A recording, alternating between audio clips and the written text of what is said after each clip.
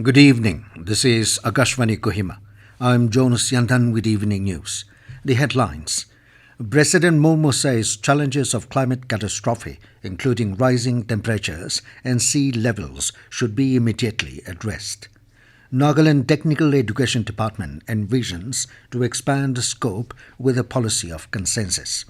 Chief Electoral Officer Nagaland publishes draft photo electoral roll for 59 Assembly Constituencies.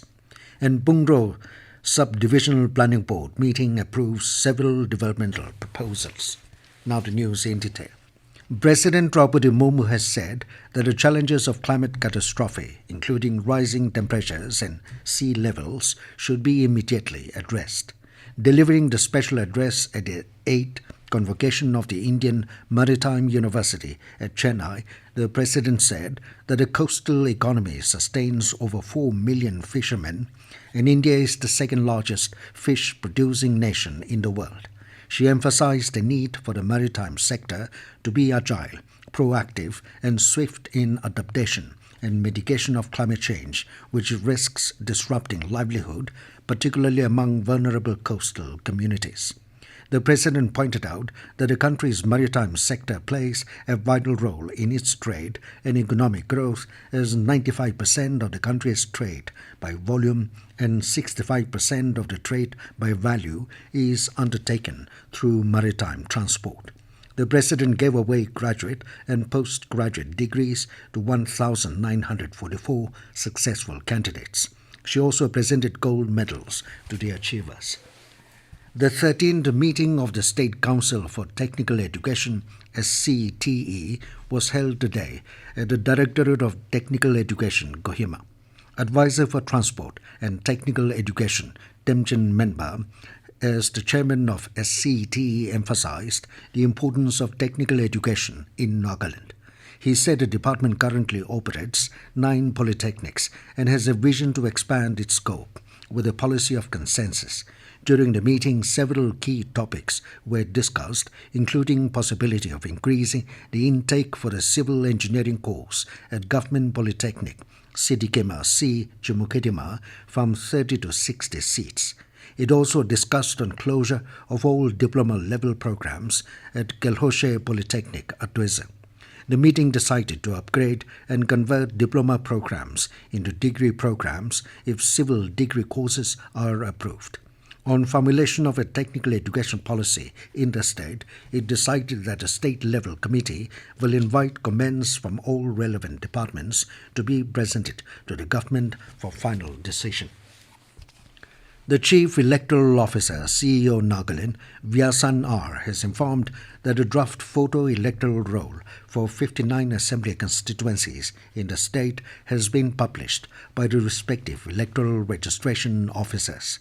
He also informed that revision activities have been temporarily suspended in the 43 Tapi Assembly constituency due to an upcoming by-election.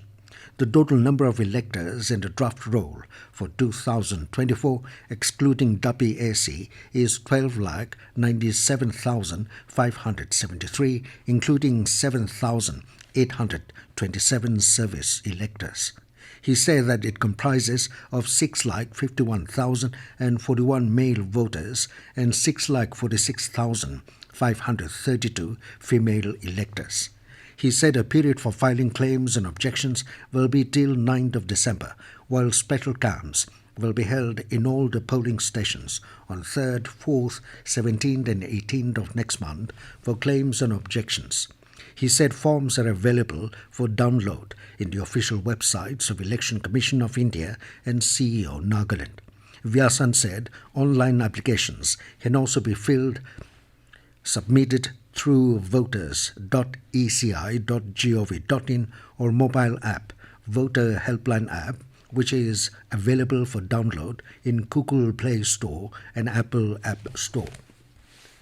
The Sub-Divisional Planning and Development Board SDBDB Pungro meeting held yesterday has approved several proposals.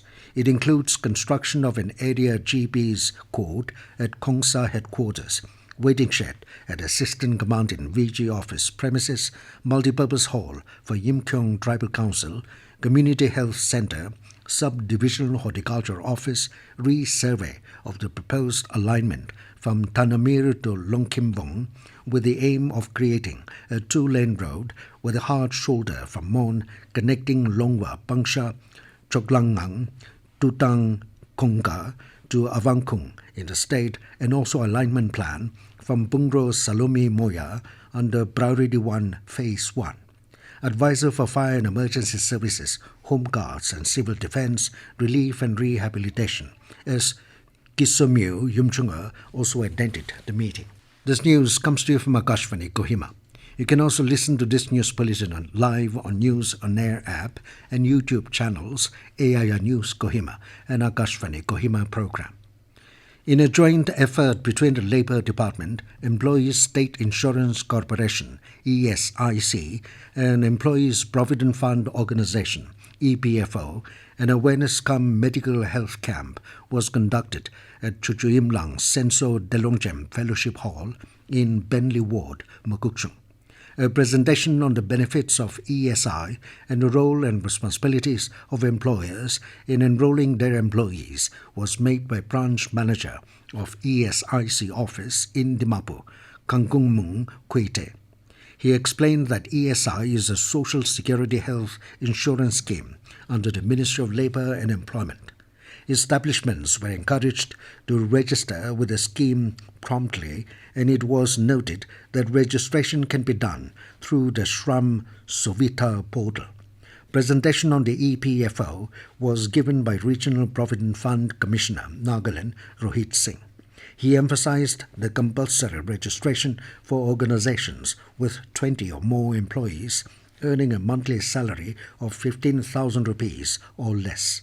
Organizations with fewer than 20 employees can also voluntarily register under EPFO. He highlighted the three different schemes under EPFO: Employees Provident Fund, Employees Pension Scheme, and Employees Deposit Link Insurance Scheme. The Joint Secretary in the Ministry of Information and Broadcasting, Sanjeev Shankar, has said Akashvani is joining the bandwagon of digital technology so that it could incarnate itself in the changing era of broadcasting. Talking to Akashvani News in Patna, Shankar said the digital platforms are now reality of the time, so the Akashvani has to transform in a new avatar, coping with the hassles and hurdles in the way. He said a public service broadcaster, Prasar Bharati, is removing the possible hurdle on the program and policy level so that Akashvani can compete with others and usher in to new heights. The Joint Secretary further added that the government is committed to strengthening the quality, content and network of radio in the country. Joint Secretary said, in the next couple of years, the quality of FM radio broadcasting will reach more and more small and medium cities in the country. Prime Minister Narendra Modi has said that the government is making strides towards establishing India as a front runner in the realm of 6G technology. Inaugurating the 7th edition of the Indian Mobile Congress 2023 in New Delhi today, Modi said the government initiated the effort to bring 5G connectivity to every citizen. He said 4 lakh 5G-based stations have been set up since the launch of 5G technology in the country. Modi added that these stations have covered 97% of the cities and more than 80% population. He said India has reached 43rd position in mobile broadband speed from previous rank of 118. The Prime Minister said the government is working to ensure that the benefits of development reach every class and region. He said the government believes in the power of democratization in every sector.